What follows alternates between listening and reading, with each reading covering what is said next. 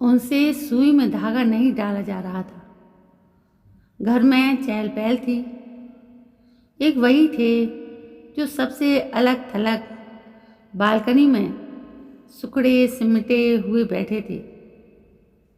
पोते पोतियों से वो कब से कहते आ रहे थे कि कोई उनकी कमीज पर बटन टांग दे, किंतु उस घर में कोई उनकी सुनता ही नहीं था।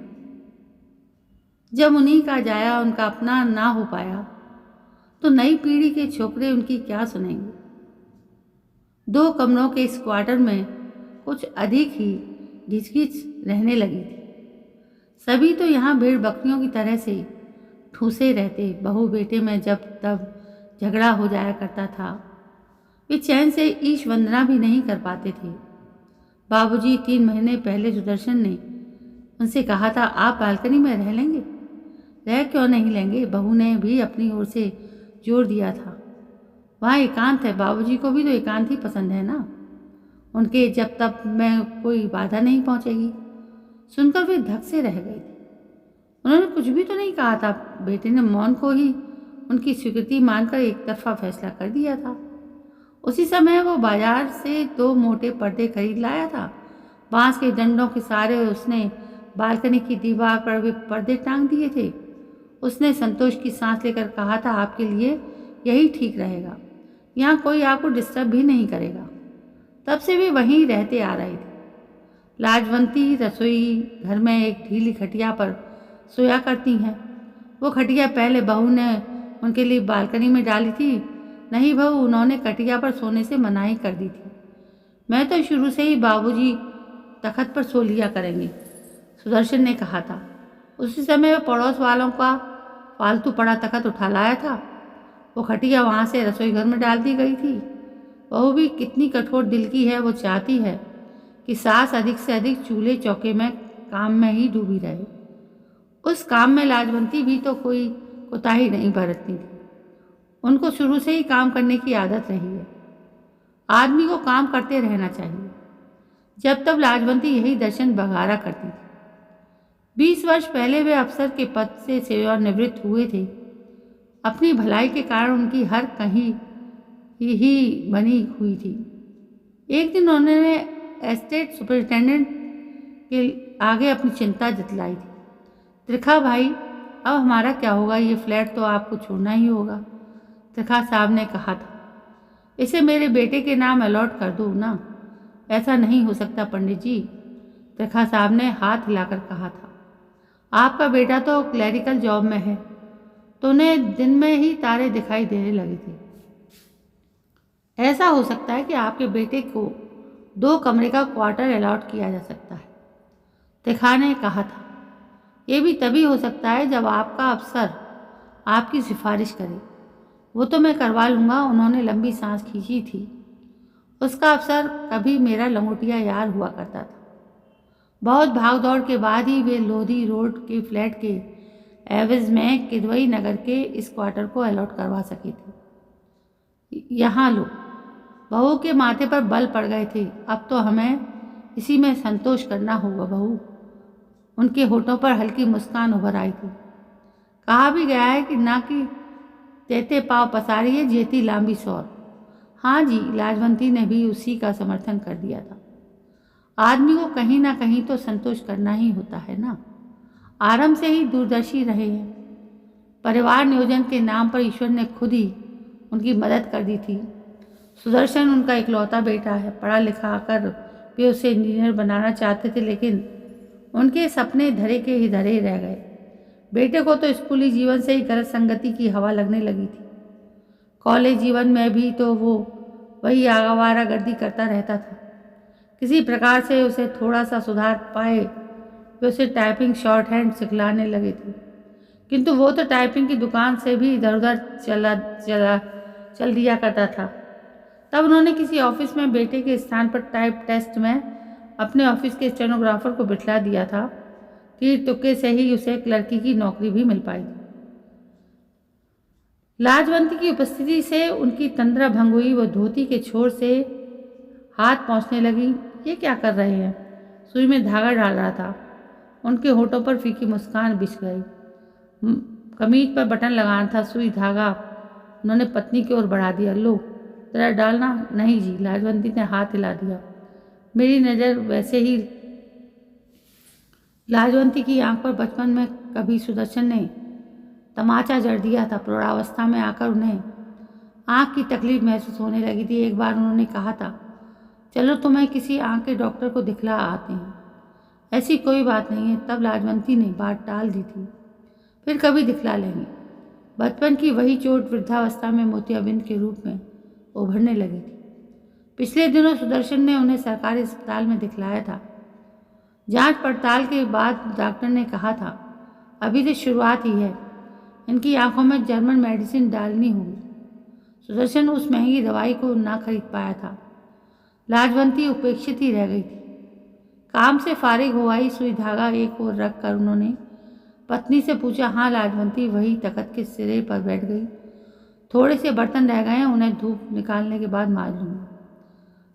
न जाने पूर्व जन्म में हम लोगों ने क्या पाप किए थे। फिर सिर खुजलाने लगी। इससे तो अच्छा होता कि हम हरिद्वार ऋषिकेश के किसी वृद्धाश्रम में ही पड़े रहते। छोड़िए भी, लाजवंती उनकी चिंता सोखने लगी। आप भी क्या क्या सोचा करते हो? समझ में नहीं आता कि ये लोग हमारी ओर ध्यान क्यों नहीं देते। उनका स्वर तल्ख था। अजी आगे की जलती हुई लकड़ी पीछे भी तो जला करती है ना। लाजवंती उन्हें धैर्य बनाने लगी। जैसे ये लोग हमारे साथ कर रहे हैं, उनकी औलाद भी। अरे भगवान, आगे की किसने देखी है? उन्होंने पत्नी की बात बीच में ही काट दी। उनकी औलाद क्या करेगी, हम तुम देख पाएंगे? दोनों ही कमाऊ हैं। लाजवंती ने गहरी सांस खींची। फिर भी दिन रात हाय हाय मची रहती। उनसे तो हम ही भले थे, हम पर ईश्वर कृपालु रहे हैं। उन्होंने संतोष की सांस ली। हम लोगों ने ये चिल्ल पोंक देखी ही कहाँ है। पर ये लोग तो बच्चों की जब दर्जन फौज होगी तो ऐसे ही होगा। उन्होंने कहा। लाजवंती उठ खड़ी हुई। उसने पूछा, आप चाय पिएंगे? हाँ पी लूँगा। वे भी तख्त से उठकर गए। थोड़ी सी सौंठ डाल देना। उनके बड़े पोते पोतियाँ स्कूल चले गए थे। बहू बेटा भी स्कूटर से ऑफिस चले गए थे। वो और छोटे बच्चे घर में ही थे। उनकी देखभाल लाजवंती ही करती रहती है। लाजवंती ने रसोई घर में आकर बच्चों के लिए दूध गर्म किया और पति के लिए एक प्याली चाय बना लाई। सौंठ तो थी नहीं, काली मिर्च डाल दी। तुम भी पी लेती, मेरा मन नहीं है। चाय पीते हुए उनका चिंतन फिर से प्रखर होने लगा। आखिर उनका क्या कसूर है कि बहू बेटे उनसे बात तक नहीं करते। पोते पोतियाँ भी तो अपने ही में मस्त रहा करते हैं। एक दिन वे यूं ही बेटे का दिल टटोलने लगे थे। क्यों रे सुदर्शन, क्यों ना मैं हरिद्वार ऋषिकेश की ओर चल लूँ? वहाँ जाके क्या करोगे? वही किसी वृद्धाश्रम में रह लूँगा। उन्होंने शिकवा किया था। यहाँ तो तुम लोग ठीक है, उसने कहा था। वहाँ एकांत में आप भगवत भजन कर लेगी। फिर तेरी माँ का क्या होगा? उन्हें सहधर्मिणी की याद वो आई थी। वो सिर खुजलाने लगा था। माँ यही रह लेंगी, यहाँ बच्चों की देख रेख। अंदर गुड्डू गुड़िया आपस में झगड़ने लगे थे। लाजवंती उठ खड़ी हुई। देखती हूँ कैसे झगड़ रहे हैं। उन्होंने चाय का खाली गिलास एक और रख दिया। बाहर धूप निकल आई थी। उन्होंने पर्दे खींच लिए। बालकनी से मुट्ठी भर धूप बिछाई। शॉल को एक और फेंक कर वे धूप सेकने लगे। तब तक लाजवंती भी वहीं चली आई। लगता है सुदर्शन को मेरा यहाँ रहना गंवारा नहीं। उन्होंने वही टूटा हुआ सूत्र फिर से जोड़ दिया। ठूठ होता है ना। क्यों? लाजवंती तख्त पर बैठ गई।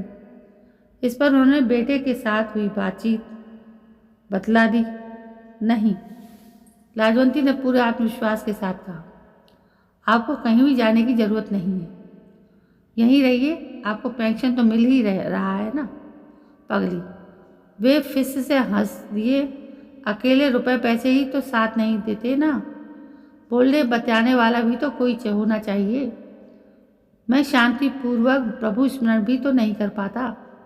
देखो जी, लाजवंती उन्हें समझाने लगी, शांति तो हमारे मन में हुआ करती है ना। वो यूँ कहे ना कि मन चंगा तो कठौती में गंगा। जब से वे इस क्वार्टर में आए हैं, उनका जीवन अशांति में ही बीतता रहा है। जब भी वे हाथ में सुमिरन लेते हैं, कोई ना कोई बखेड़ा उठ खड़ा होता है। कभी बहू बेटे लड़ बैठते हैं, तो कभी पोते पोतियां ही लड़ झगड़ बैठते हैं। उन्होंने गहरा उच्छ्वास भरा। लाजो, तू ही बता कि इस घर में मेरा कौन है? मैं तो हूं ना। लाजवंती उन्हें डांट सा बताने लगी। हम दोनों साथ जिएंगे और साथ मरेंगे। वे चुप हो गए। वो चुप्पी लाजवंती ने तोड़ी। आप एक काम क्यों नहीं करती? कौन सा? नाले पार का जो समाज सदन है ना, वहाँ जाकर के आप लोगों को उपयोगी बातें बताया करें। लाजवंती ने उन्हें सुझाव दिया। उन्होंने मुंह बना लिया। अपनी बात जब अपनी ही औलाद नहीं मानती तो और कोई क्या मानेंगे? कोशिश तो कीजिए। नहीं, उन्होंने साफ शब्दों में मनाही कर दी। ये रोग अपने बस का नहीं है। फिर पत्नी ने माथे पर शिकन उभाराई। पत्नी का यह प्रश्न उन्हें फिर से उद्वेलित करने लगा। ठाला आदमी आखिर बोर क्यों ना होगा? एकाकी जीवन वैसे भी आदमी को क्षय कर डालता है। आप किसी किस्म की चिंता ना किया करें। लाजवंती का हाथ उनके कंधे पर आग लगा। जानते नहीं कि चिता और चिंता में केवल एक बिंदी का ही अंतर हुआ करता है। इससे तो चिता ही भली। उन्हें सर आह भरी ऐसा नहीं कहा करती। लाजवंती की हथेली उनके होठों पर आ लगी। अशुभ बात? फिर शुभ बात क्या है?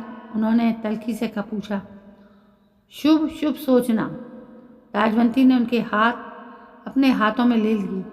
आप कभी कितने पुरुषार्थी रहे।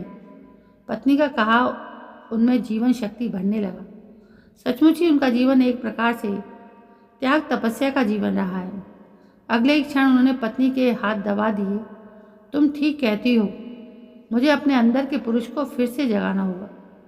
कल से ही मैं संध्या समय सामुदायिक केंद्र में जाकर बस्ती के प्रौढ़ों को पढ़ाया करूँगा। मिश्रा जी कब से कह रहे हैं। ये हुई ना बात। पत्नी चहक उठी। और सुनो, वे पत्नी की ओर घूम गए। बाकी जो समय बचेगा उसमें हम दोनों पुराने दिनों के सहारे जी लिया करेंगे, ठीक है? लाजवंती उनसे सहमत हो आई। हमें अपने साहस रखना चाहिए। साहसी आदमी कभी भी मार नहीं खाता। बच्चे सो गए? उन्होंने पूछा। नहीं। लाजवंती तख्त से उठ खड़ी हुई। अंदर खेल रहे हैं। मैं भी बर्तन मार जाती हूँ। आज वर्षों बाद उनका आंतरिक पौरुष जाग रहा था। उन्होंने आलस से भगाया। बालकनी से उठकर वे वॉश बेसिन के आगे जा खड़े हुए। दातुन करके उन्होंने हाथ मुँह धोया और तरोताज़ा हो गए। वहाँ से वे बालकनी में आ गए। उन्होंने सुमिरनी उठा ली। तख्त पर बैठकर वे अपने अभिष्ट मंत्र का जप करने लगे। आज पहली बार उस जप तप में उनका मन साथ दे रहा था।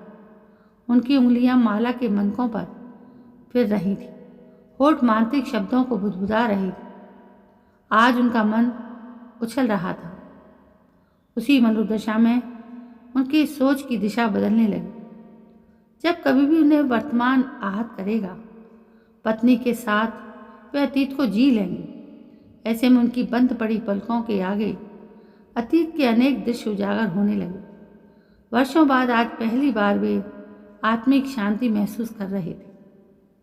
तो दोस्तों, ये कहानी थी उन दो बुजुर्गों की जो अपने अकेलेपन से घबरा रहे थे, लेकिन मन जब ठीक होता है तो सब कुछ ठीक हो जाता है।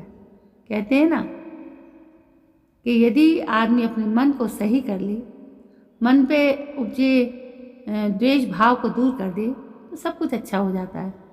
सब कुछ मन के हारे हारे, मन के जीते जीत। तो दोस्तों, कैसी लगी आपको ये कहानी? ये पारिवारिक कहानी बहुत सी शिक्षाएं लेकर आई है और ये बुजुर्गों के लिए ख़ास तौर से है। दोस्तों, कल मैं फिर हाजिर होती हूँ। तब तक के लिए आप मेरे चैनल को सब्सक्राइब करें, लाइक करें, शेयर करें और कमेंट करें। और मेरी तरफ से जय हिंद, वंदे मातरम।